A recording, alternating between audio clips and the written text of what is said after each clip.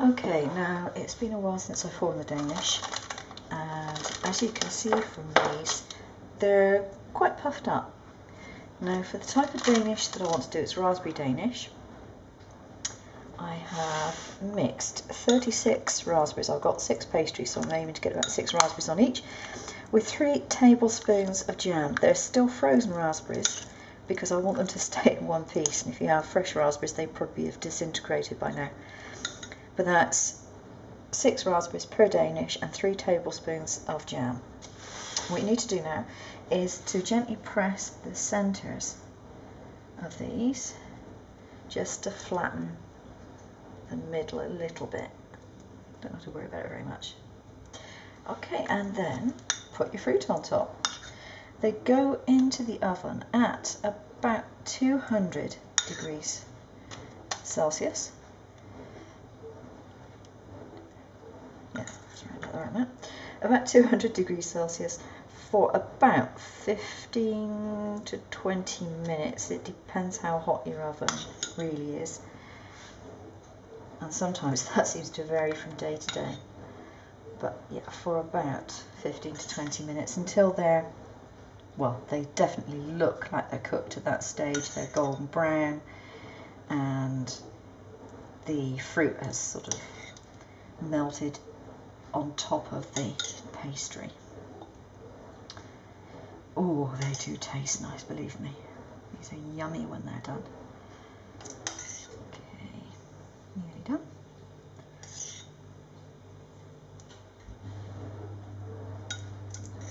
Oh, I forgot to mention, I did put a little bit of egg wash over the folds that weren't egg washed before, just to give them a bit of a shine. That's all it's really for. Just makes them look prettier. Okay, which one's going to get the last one? There we go. Alright, those are ready to go into the oven.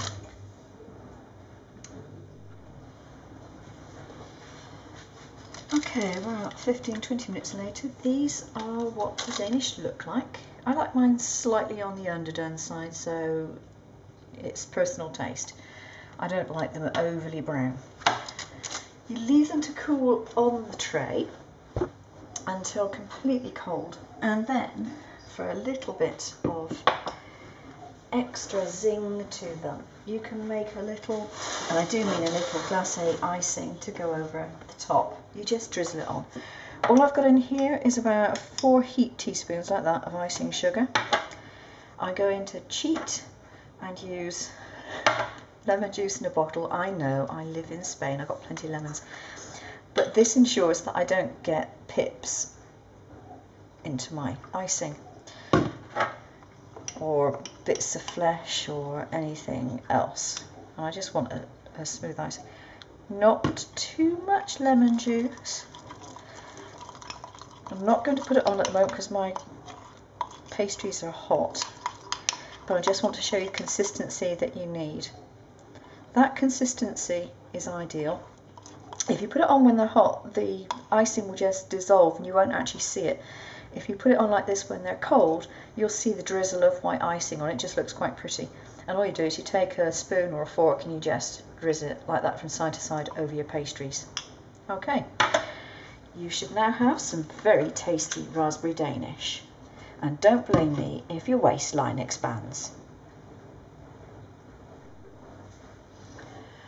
Right, now these croissants have been rising for about an hour or so, and I've just brushed them with egg wash, just egg with a little tablespoon, well, a small tablespoon of water. And as you can see, they're quite puffy, at least I hope you can see, quite puffy. And they feel kind of marshmallowy, they're not firm any longer. They feel a bit sort of spongy, I suppose is the operative term. Anyway, they're ready for the oven. So they go into the oven, depends on your oven temperature. It can be anything between 200 and 230 Celsius for about 18 minutes to start with. After about 18 minutes, if you look at them and you don't think they're quite done, turn the tray around and give them another 5 minutes, but somewhere around about the 20-minute mark is what they should take to bake.